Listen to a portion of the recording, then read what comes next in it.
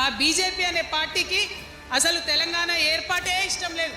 అందుకే వాళ్ళ అగ్రనాయకత్వం అంతా కూడా ఏం మాట్లాడతారు, తల్లిని చంపినరు పిల్లని బతికించారని ఒకరు అంటారు, ఇంకొకరు ఏమంటారు, నిన్ననే ఒక తలకాయ లేని ఎంపీ ఏమన్నాడు, ఆ ఎంపీ ఇండియా పాకిస్తాన్ విడదీసినట్టట, ఆంధ్ర తెలంగాణను విడదీసినట్టు.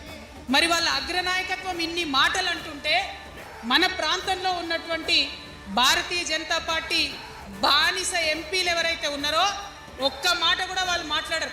రాష్ట్రం ఏర్పాటు అయిన తర్వాత 7 మండలాలు మనకి గుంజుకుంటే పార్లమెంట్లో పల్లీకులు ఇస్తారు కానీ ఆ ఎంపీలు ఒక్క మాట కూడా మాట్లాడరు.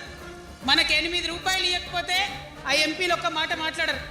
విభజన హామీ లేకపోతే ఆ బీజేపీ బానిస ఎంపీలు ఒక్క మాట కూడా మాట్లాడరు. సామాజిక న్యాయం అనేటటువంటి ఒక కాన్సెప్ట్కే బద్ద వ్యతిరేకి భారతీయ జనతా పార్టీ. మహిళా బిల్లు అయితే మోసం, బీసీ బిల్లు ఇక్కడికి వెళ్ళి పంపిస్తే దాన్ని తొక్కిపెట్టిండ్రు, కులగణన చేస్తామన్నారు దాన్ని తొక్కిపెట్టిండ్రు, ఉపాధి హామీ పథకం ఉంటే కూడా దాన్ని కూడా మొత్తానికి బంద్ చేసి పెట్టిండ్రు. అయినా కూడా ఈ బీజేపీ బానిస ఎంపీలు ఒక్క మాట కూడా మాట్లాడరు. భద్రాచలం దగ్గర ఒక 5 గ్రామాలు ఉన్నాయా, ఆంధ్రాలకు పోయినాయి. అవి పోతే మన రాముడి గుడి మునిగిపోతుంది. పోలవరం నిండితే భద్రాచలం మొత్తం కూడా నీళ్ళు వచ్చేటటువంటి పరిస్థితి ఉన్నది. ఇప్పుడు ఇక్కడ భద్రాచలం రాముడు కాదా? ఆయన గుడి మునిగిపోయినా మీరు మాట్లాడరా?